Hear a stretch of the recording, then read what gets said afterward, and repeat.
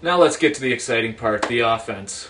The Bulldogs feature speed, and more speed up front with Joel Canrinis, Dave Damberger, Mark Panturescu, Chris Postma, Alex McCall. I mean, these guys can run, and they're just going to push the pace. These guys don't stop. Doesn't matter if they're up 5 or they're down 5. These guys are going to push the pace. And the good thing about this core is that they go forward, but they also come back just as hard. I mean, the reason these guys beat the Vikings, in game 1 they were down 5-1 early and they didn't quit. They kept coming.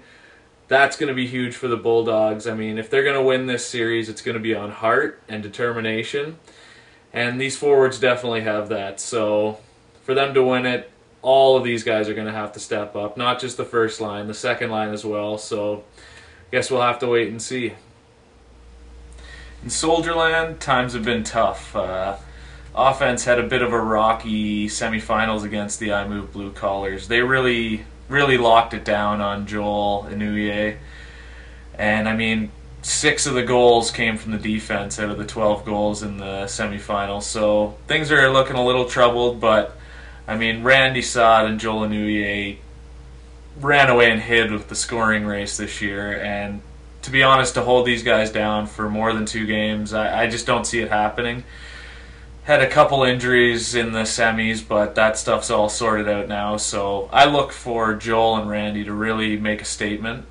Now, what would definitely help their offense would be a return of Denon Koziel. I mean, when it's Joel, Randy, and Denon up front, this line's unbeatable. They beat the Red Phoenix guys for Team Ontario with the national championship team. And these guys, when they get rolling, it's lights out. I mean, there's not a better 3 guys down low on offense in this country, let alone the TFL. So, I mean, if this guy makes his return, then Solid walks away with this series. But things have been tough with this guy. He's had some school troubles, family issues, not family issues, but family commitments. So hopefully we get this guy out in the final. Not really sure what's going to happen yet. Haven't heard much from him. Again, another guy, Yanni from Hamilton, we missed in the semifinals. So you add those 2 guys to this offense, and it's a pretty sharp offense, but you can't always count on those guys. So if those guys don't show as they haven't in the playoffs, then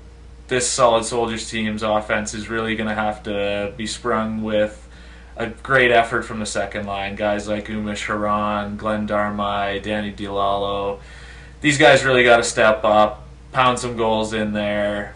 They're definitely capable, but we'll see what happens. I mean, this series, I think, on offense is going to come down to which second line outperforms the other second line.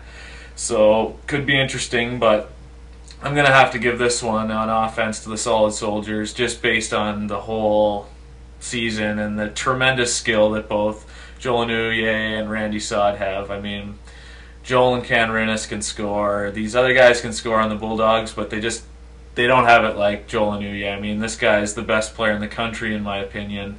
He just needs to go out and show it. So give this one to the Solid Soldiers, and let's get to the conclusion. So with all that into account, I guess I got to make my decision. Well, it's going to be a tough one here. I mean, the Soldiers are obviously coming in as the favorites.